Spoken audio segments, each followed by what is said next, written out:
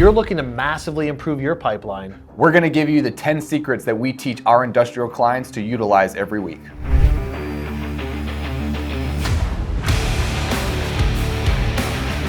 For today's topic, we're talking about industrial sales weekly roadmap. So what does that mean? That means that we're going to go through, Alex wrote a list of the top 10 things that you should be focusing on a weekly basis.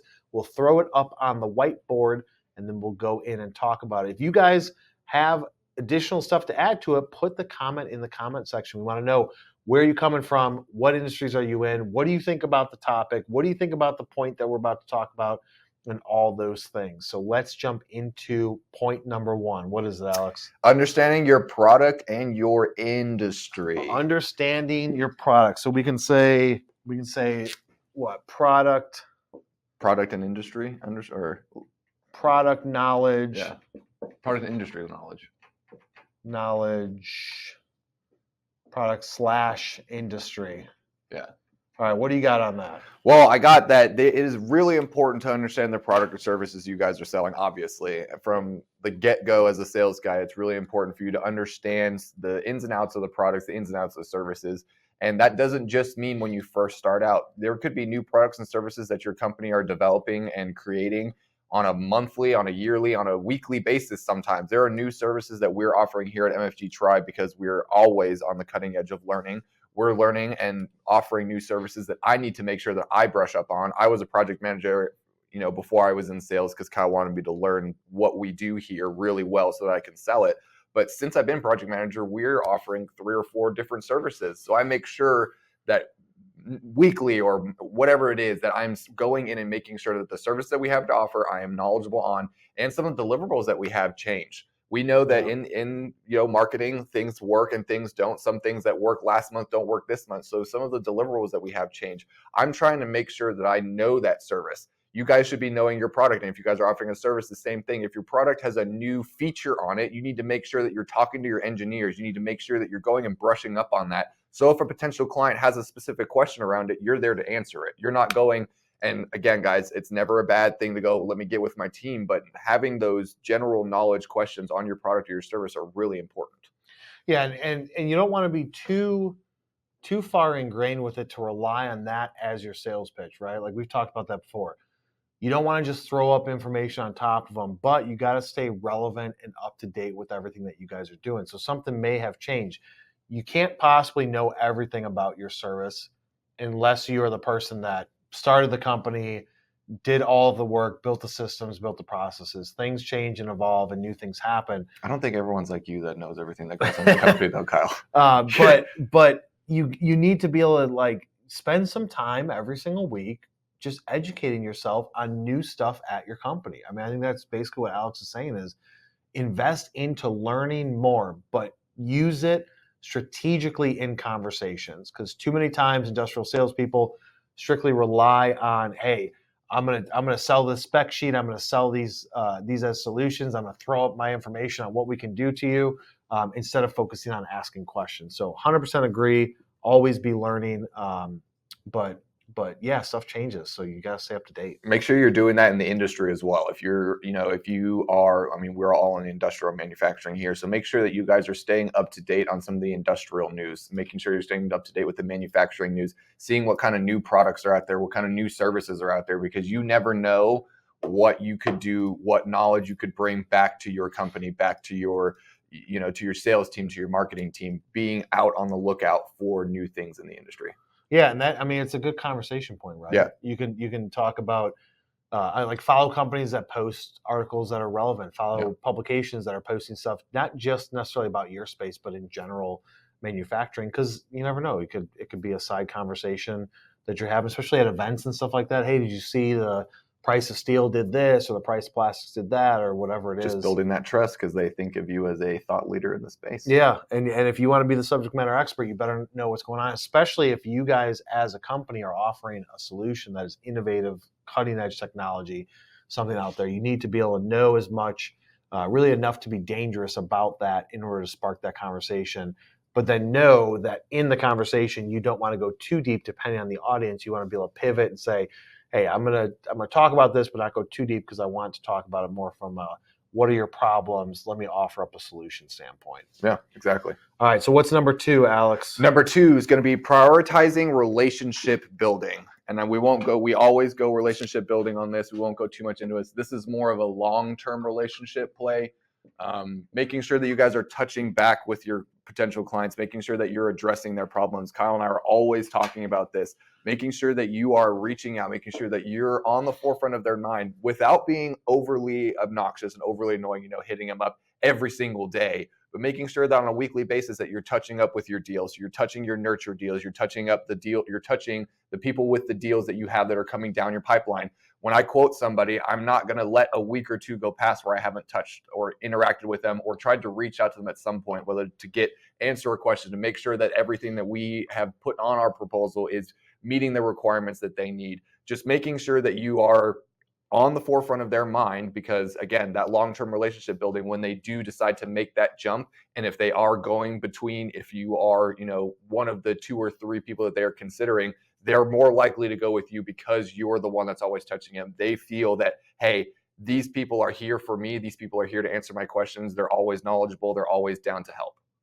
Yeah, I mean, so you can't, I think Grant Cardone said it perfectly like a decade ago. He said, the difference between a contact and a contract is just the letter R, and R stands for relationship, right? So in order to close a deal, you have to build trust, and the person has to trust you. You can't build trust without forming a relationship.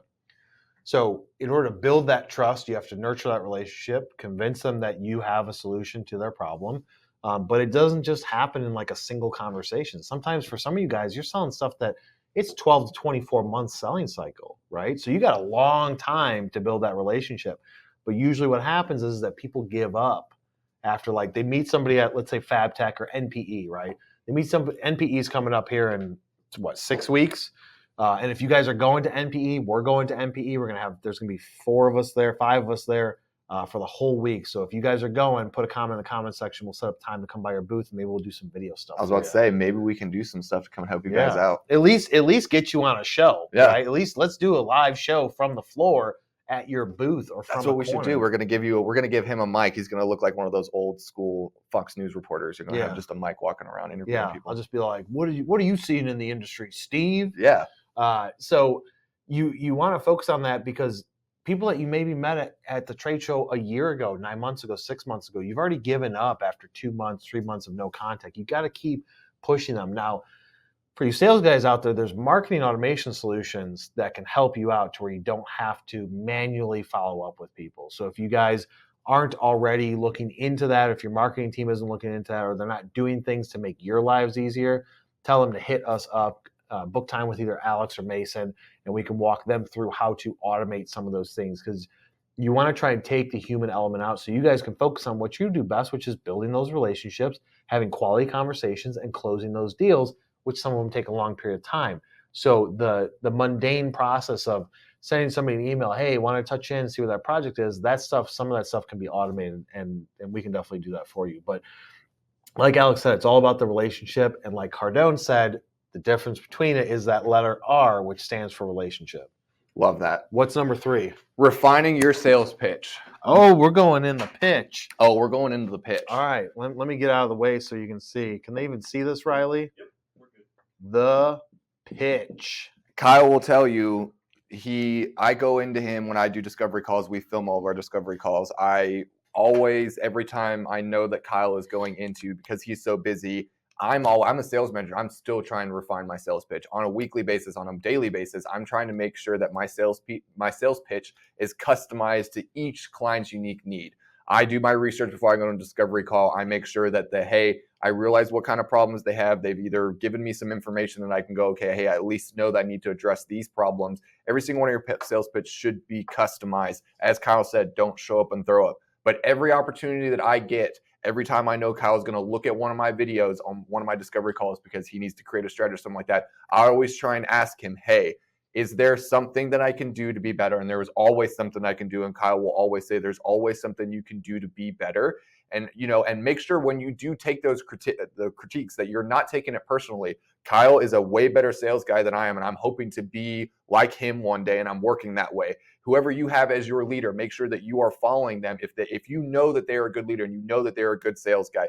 We have some people out there, that the sales managers in their positions, maybe aren't the greatest, but then you should be going out and learning yourself and refining your sales pitch yourself. But if you have someone in your space, it doesn't necessarily have to be in the company that you're working with. If you know somebody is in sales and you know that they're successful, maybe try and pitch them a little bit. If they have some time, you have a friend that's good at sales, help them help you. Be like, hey, can I do my pitch with you real quick? A real quick little pitch, 5 minutes. Kyle will send the notes over to me when he watches them. He'll go, hey, you need to touch on these points a little bit more. If someone asks this kind of question, make sure you're tailoring it this way. I always ask him for a ranking. I always say, hey, what's my ranking out of 10? And he normally gives it to me. I'm about at a 7 and 8 out of 10 on most of my discovery calls now because I'm up there. But as Kyle, again, will always say, no one's a 10 out of 10. You always got to be learning. Yeah. I mean, you can never be perfect because every situation is different. But yeah, like Alex said, go into it with some information, right?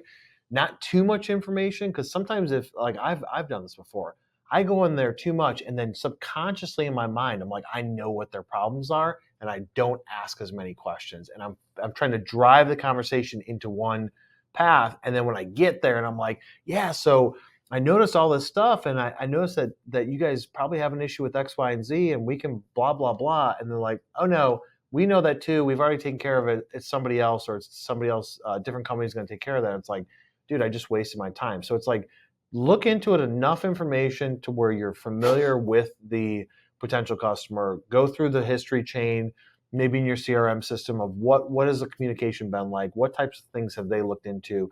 If you're using a system like HubSpot, then you can see how many times have they been to your site, what pages did they see, how long were they on it for. You can get all that information, but then you just got to come in with questions, right? Asking those questions, but practice it. And like Alex said, if you don't have a friend, if you are a lone wolf and you have no friends that you can pitch this to, and your spouse is just annoyed with you doing it to them, do it by yourself. Come to me, man. If you really want to, message me on LinkedIn. I'll help you. You know, come to me. If you really want to, go through a sales pitch with me, come to me. I'll try and help you out as best as I can. I can pretend to be a client. I can, you can just pitch to me. Let me know. I'm here to help. So either hit up Alex and book up not too much of this. No, don't book up too much. We're talking like 5 or 10 minutes here on your sales pitch. But really just practice it. You can practice it in front of a mirror. You can practice it just in your office by yourself. Like I used to spend a lot of time on the road traveling between prospects and customers. I would be working on my pitch in the car, right? Just talking to myself, like record yourself. Yeah, and then record yourself. And you can, back in the day when I was doing that, I wasn't doing videos, but I was just doing voice memos. Record myself, understand the cadence, the tone, ask the question. If it was like, hey, tell me a little bit about what you guys do, just have that stuff nailed down. You got to perfect that pitch at a high level. But most importantly, you got to perfect that first conversation. What are the questions you're going to ask? How are you going to ask them? Does not matter if it's on the phone, on a video call, or in person. The layout of it is still going to be, look, you're there to figure out what is their problem. Listen to them, take some notes, offer them up a solution once it's done, and then move it on down the sales process. Yep. All right, what do you got for number 4? All right, leveraging social media and digital tools. Social and digital. Yep. You got now. Keep in mind, guys, this is not a list of like stuff that I should be doing sometimes. This is a list of stuff you should be doing every single week. This is our weekly sales map. Yeah. Go ahead, Alex. You start talking, Riley. Cut to him. I'm gonna So digital presence. We always know, Kyle is always preaching that LinkedIn, being on social media, being in the industrial manufacturing space, LinkedIn is when all the decision makers are. Making sure that you guys are leveraging that, making sure that you guys are consistently posting, liking, interacting with potential clients, interacting with people in the industry, reading articles, as I've said up in the past, maybe reposting those articles, reposting things from your company page. Just being active on social media is really, really important. So you're sitting there and you're doing the posts and you're making sure that you're consistently posting and linking back to your company's page. I get people that come in and are asking me, hey, questions on my social media because I'm doing those consistent posts, because I'm on video, speaking with Kyle. You guys, again, as I was saying, you're on LinkedIn right now watching us learn or teach you guys something. You guys are learning from us. Making sure that you are consistently on there is just really what the important thing is. Yeah, I mean, so we just said this in a discovery call. What was it, yesterday, or follow up call? So I think we could all agree that trust is 100% necessary to close a deal. You can't close a deal without trust. When you guys are doing prospecting, your entire resume and everything that you're about is your LinkedIn profile, and it's out there 24/7. So as you're engaging with people, as you're hitting them up, liking their stuff, sending connection requests, they can look and see how long have you been at jobs, where did you work, what did you do there, what were your successes, what companies did you work at, industries, what are your skills, what college did you go to, if that's important, all that stuff. People can see it, so it's like you're using the platform as a sales tool to build that trust with people. And the way to do it is to offer up your opinion, show your personality a little bit, and provide value if you can. Also, keep in mind, most people that you guys are going after, they'll post something not super frequently, but they'll post something on LinkedIn and they usually don't get a ton of engagement. The people that get the most engagement in industrial is somebody that's different, which would be a female posting in industrial. They'll get more engagement and attention. But even that, it's usually not from the right people, right? It's not like they're going to take that attention and then turn it into revenue. It's like they're just random people are commenting on it. So use it as a tool to build the trust and use it as engagement, show off your personality, shoot some videos, do some long form posts, and just have fun with it. You don't have to be super stuffy, but you have to use it every single week. How much Yep. time do you think that you spend?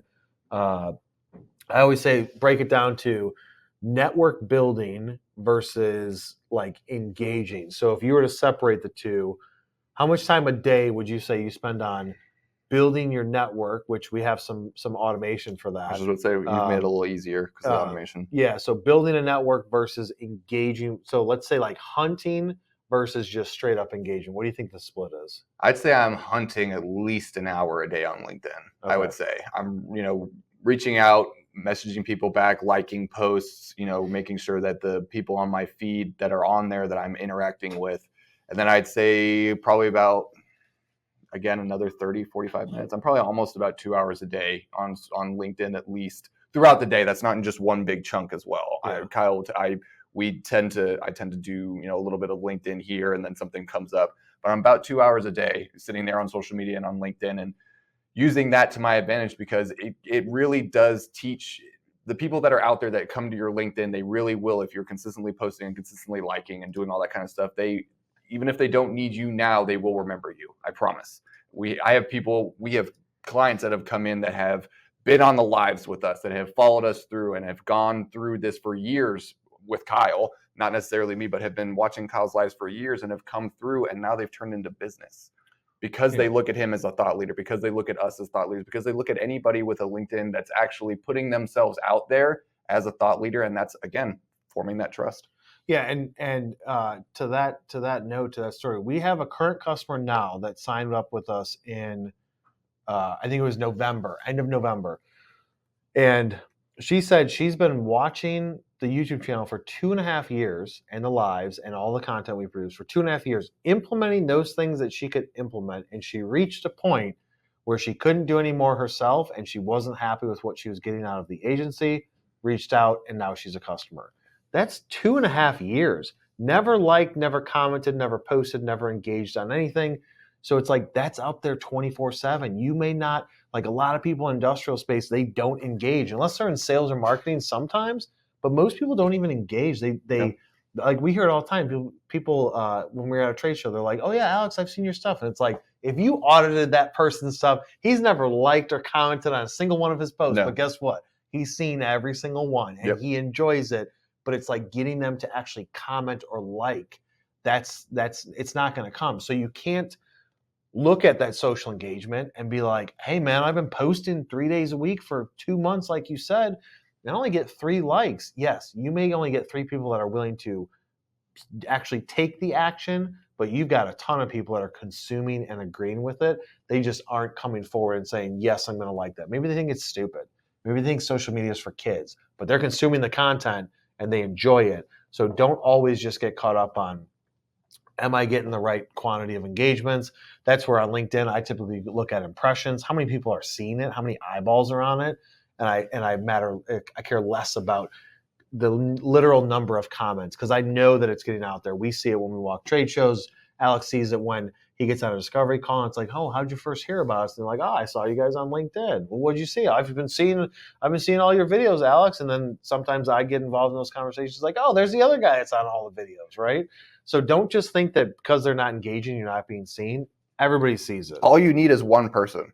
I don't care if you don't get any impressions, but you get that one right impression. You could have nobody interacting. You could have no impressions, but you get 1 or 2 impressions, and one of those impressions is somebody that is going to potentially be a client. That's a win.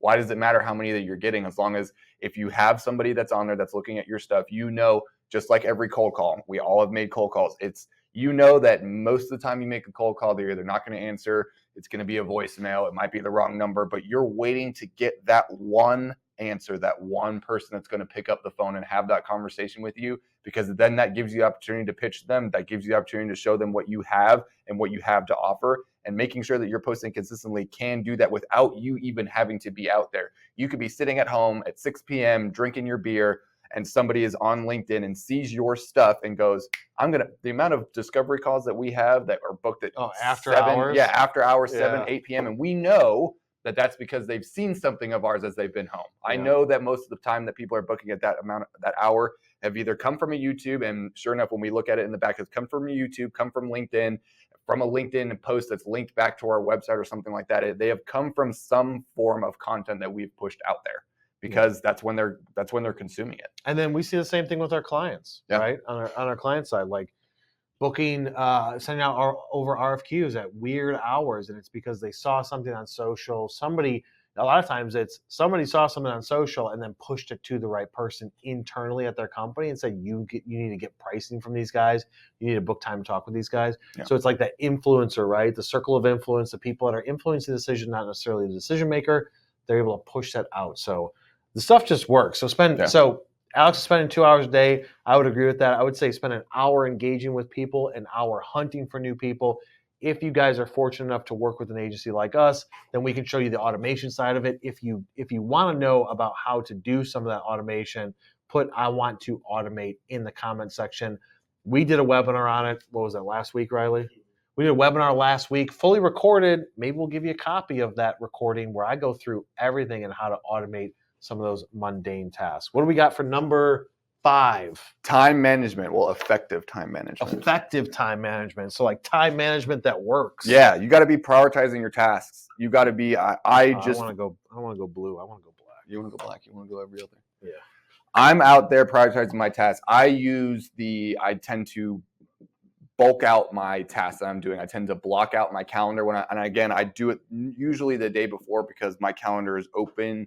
We have one of those Calendly, so it's open so people can book time on me. I usually don't do it until the day before, but I block my time out for the next day. So before I leave today, I will go and I will sit down at my desk and I will go, okay, what do I need to complete tomorrow? What needs to be completed tomorrow's Friday? So if I haven't completed tasks for the week that need to be completed, that's the absolute last day to do it. But what do I need to complete tomorrow? Okay, this XYZ, I'm going to block it out on my calendar. I use time blocking. You guys can use whatever you guys want, but I find it very effective. This is my number one priority. Need to do this. This is going to be the task that takes me the longest. But making sure that you guys know the tasks you have to complete, know the proposals you have to write, know the clients you need to reach out to, know the activities that you need to do, whether that be LinkedIn. I time block my LinkedIn on my calendar a lot of the time. I'll go, hey, here, I've got 30-minute little block over here. Let me chunk in some LinkedIn time on there, because as you will find, as you guys are going through this, especially as sales guys, we don't have a lot of the time specific tasks that we have to complete, which is real nice to just be able to check off. We can't bring a to-do list up and go, this is what we have to do. We know what we have to do on a daily basis, and sometimes making sure that you're prioritizing the tasks makes those tasks easier, makes you more time effective. You're able to do a lot more in that 8 hours, in that 9 hours of sales, guys. We know that we are always consistently working, but in those hours that you're able to make sure that you're maximizing your time. Yeah, and so here's a trick and a tip on that time blocking. So we use HubSpot's calendar booking for all of our stuff, for sending meeting links to people, all that stuff. Instead of doing that back and forth, what time works best? Oh, next Tuesday at 10, I'm busy. We just do, hey, here's my calendar, book some time. With HubSpot, and I think Calendly is the same. If you go into your calendar, at least on Google system, and you can either set it as free or busy, but it's still going to show it up on your calendar. If you put it as busy, nobody else can book time with you, and those third-party links will not allow anybody to book it. But if you set this recurring task, let's say Alex is going to do LinkedIn outreach for an hour a day from 11 to 12 every single day, 5 days a week. If he sets it as free, then that means people can still book time with him at that slot, because you don't want to fill, like what he's saying, you don't want to fill up your calendar too much, because then people can't book time with you that are potential customers or current people that are in your pipeline. But you also don't want to leave it blank. So some people run 2 calendars. Usually people aren't booking discovery calls with me. I'm passing it off to the sales guys, but I have 1 calendar. And if I'm like, hey, this time that I'm doing this, technically I want people to be able to book time with me. So I'm going to set this as free, but on my calendar it actually shows up. That's a great tactic. It's all about efficiency, right? So the difference between you and somebody else from a sales standpoint, if everything is equal from a skill, it's who's going to do more in the same period of time that everybody has, right? 24 hours in a day, whoever gets the most done, whether it takes you 1 hour or 2 hours to do something, you can work smarter, not harder. Whatever your mindset is, it comes down to everybody's got the same window. And if you want to beat your competition, you have to do more within that to increase your revenue, increase your income, and create more revenue for your company. So it comes down to what can you do in a day? Time blocking. If you look at the last 2 weeks, if you're like, man, if you ever said, what happened to that day?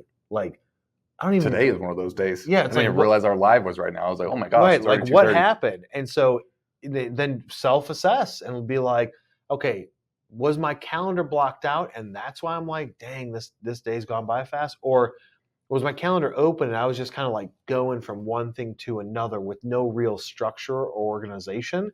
Then put some structure in place. And time blocking is a great way to do it. All of the efficiency books and all that stuff say block time. One thing that I started doing from a book, Buy Back Your Time.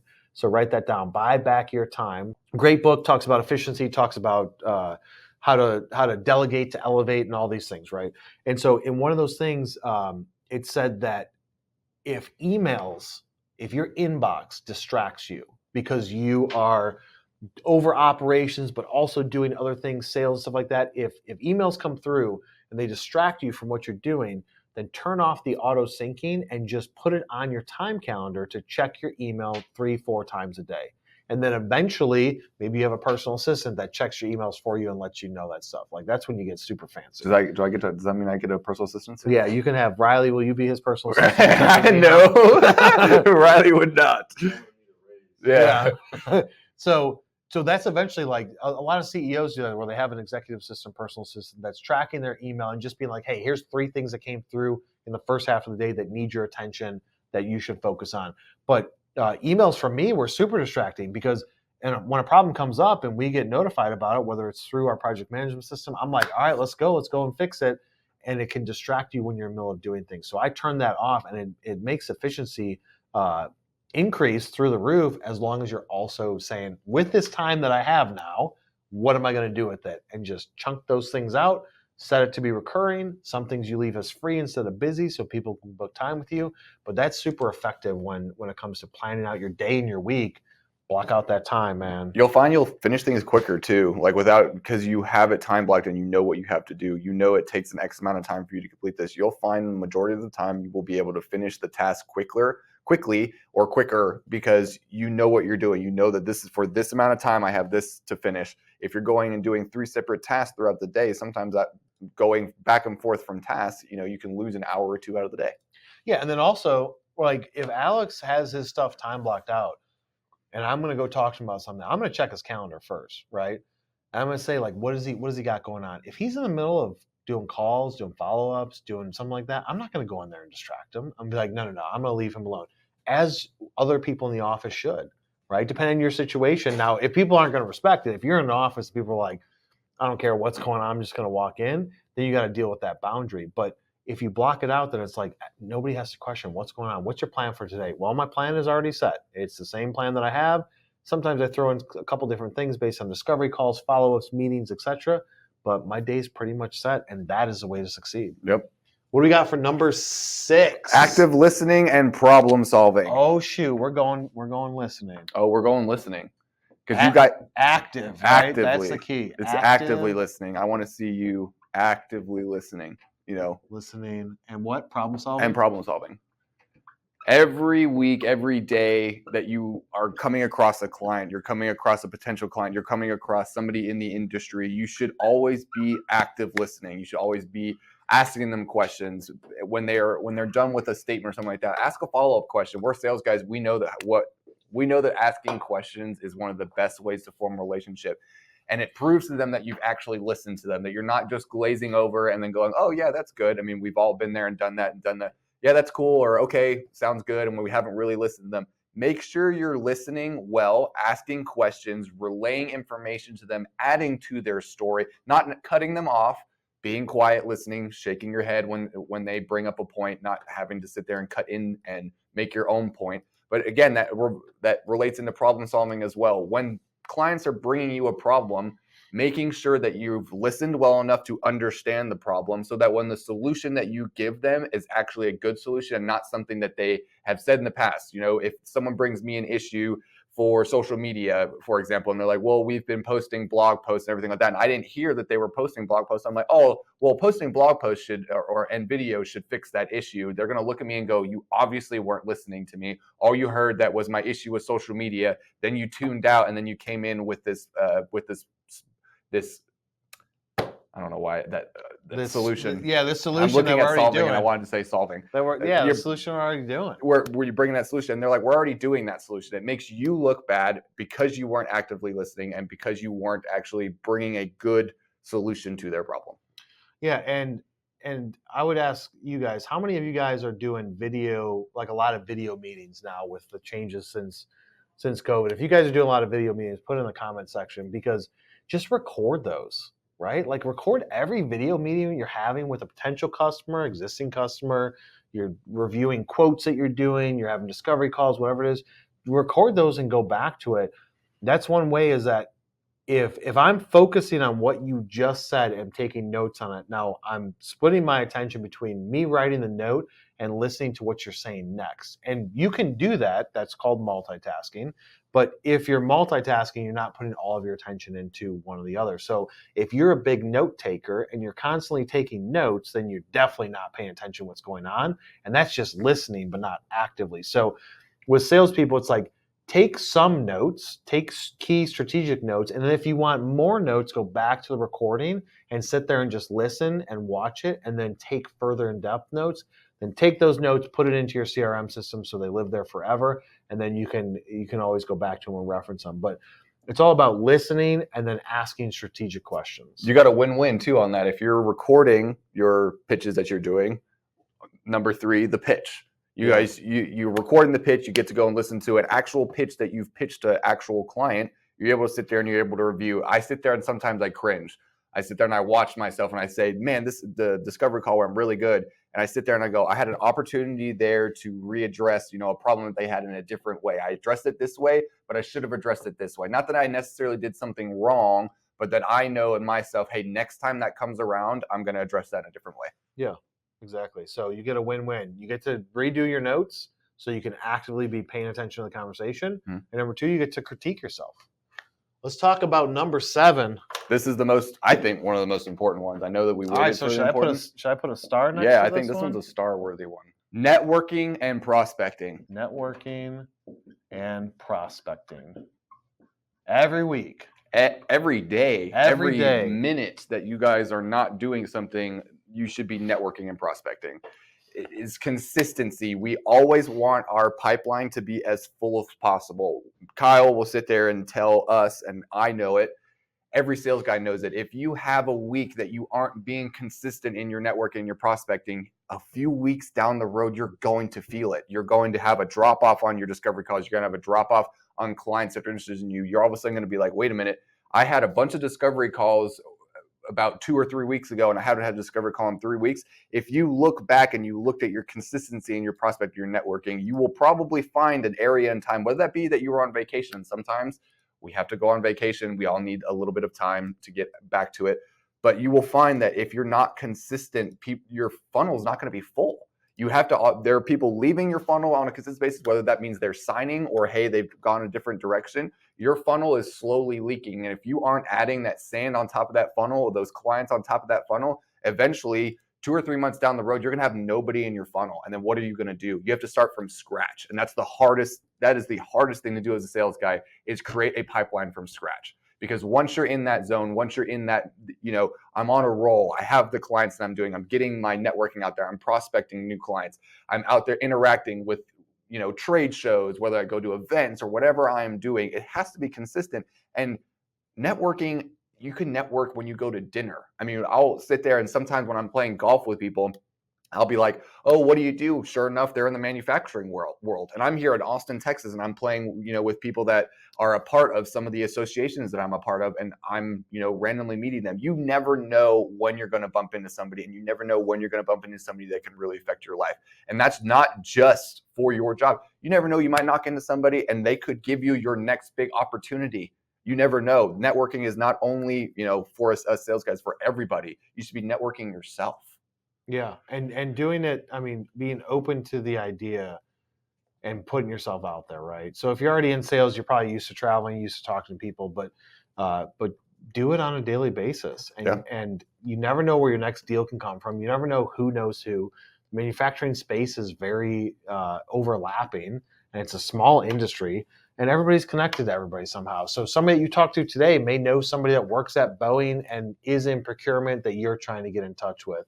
But if you don't have conversations, talk shop, talk about work, be interested in what they do, then you're never going to find out that information. So I would agree that prospecting and networking, that's any chance of the day. You're either hunting or you're farming, and you want to focus more on hunting because, like Alex said, you build up that pipeline. As soon as you let off the gas, it's just like a car, right? As soon as you let off the gas, you start decelerating. If you leave your foot off that gas long enough, you're going to stop. That is your pipeline. That is your sales process. No different than following up with people. You get momentum. You have a call. It's a good call. You send them pricing. It sounds good. If the momentum doesn't continue, and even if it's on them, they're like, hey, I've been out, I've been traveling, I've been busy, I haven't been paying attention to it. You get them excited initially, but if it starts to die down, you want to try and touch base with them to get them more excited to keep that momentum going. But if you don't, with a clear pipeline and with prospecting and hunting for new business, then it's going to be so much harder to get that thing going every single time. It's a lot easier to keep spinning that plate or keep pushing that ball down the hill or that rock down the hill. It's easier to do it once you have that momentum. And so, yeah, every single day, if you're not hunting, then you're falling behind. Yeah. All right, number 8. This one's going to be an interesting one, but I think that it's something that every sales manager at least should be doing on a weekly basis with their sales team, and that's handling objections and rejections. Handling objections and rejections.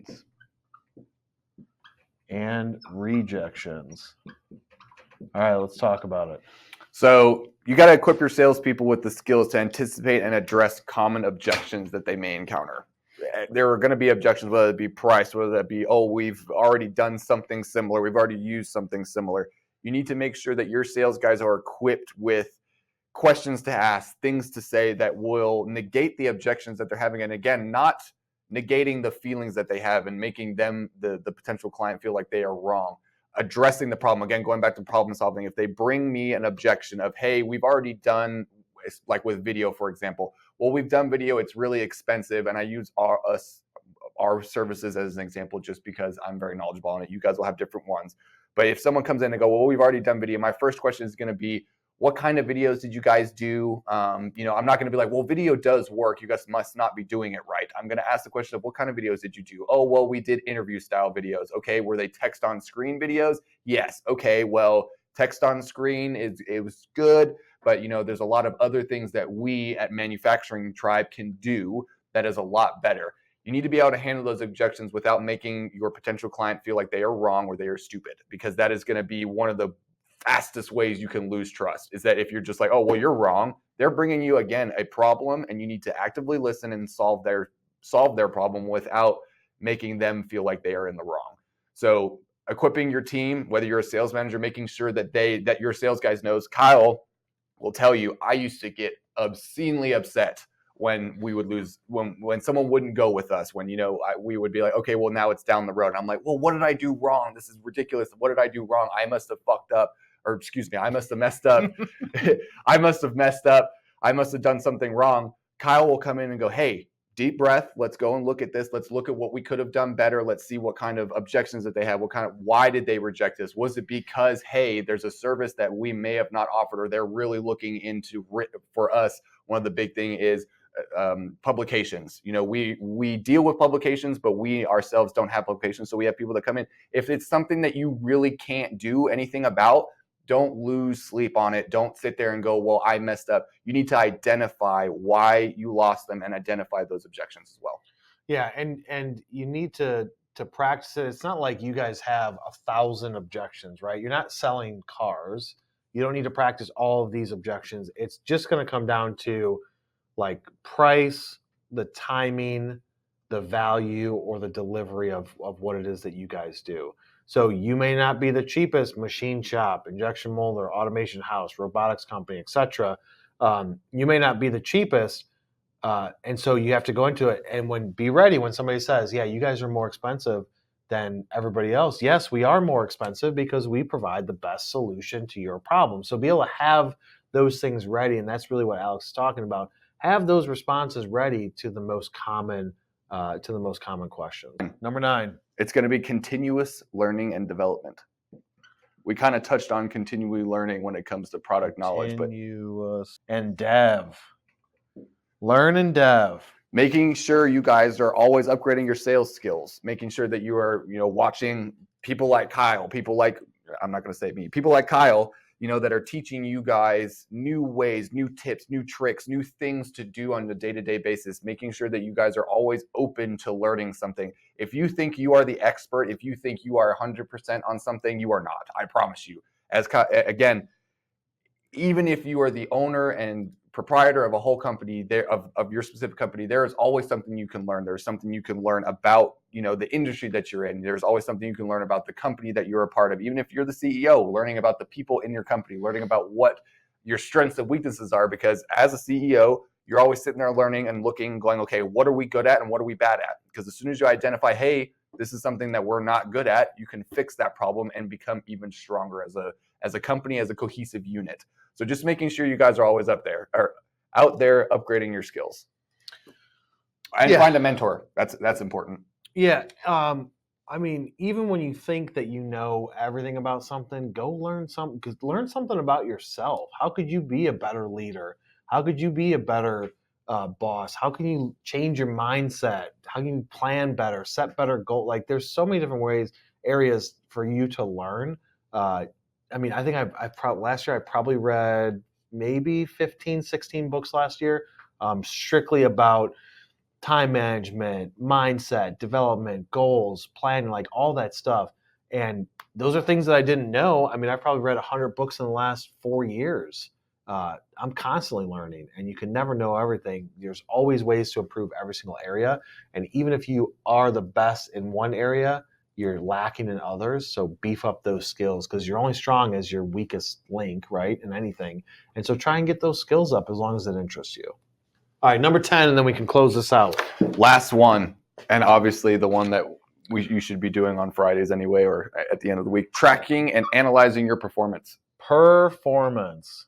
You got to make sure that you're making sure that you are tracking your KPIs, those key performance indicators. You got to make sure that you're clearly defining those KPIs as well. All salespeople should be monitoring their conversion rates, average deal size, average cost, all this kind of stuff, that they're the KPIs that all of us here as sales guys know that we should be monitoring, to track the performance areas for regular improvement, to making sure that I'm seeing that in this specific, portion of this performance indicator that I'm looking at, we're not performing highly. We're not getting enough deals. We're not getting enough leads. Our leads are not turning into paying clients. Making sure that you're tracking and analyzing those, because it'll make it so you can adjust very quickly. If you guys are waiting months to sit there and look at your KPIs, how are you going to know when a problem's happening?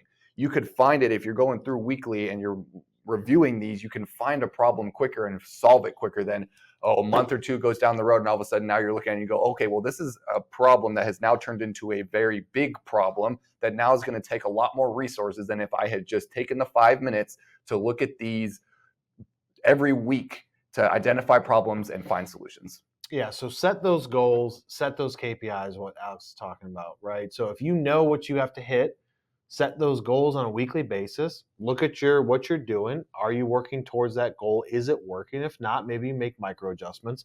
But track that and just be honest with yourself and be like, hey, I'm not hitting these things because of this reason. Maybe it's something's not working. Maybe it's not you're putting in the effort, but you don't know that unless you track it. And that just makes it so much easier to be able to say, hey, look, when I did this, this happened, or when we did this, this happened.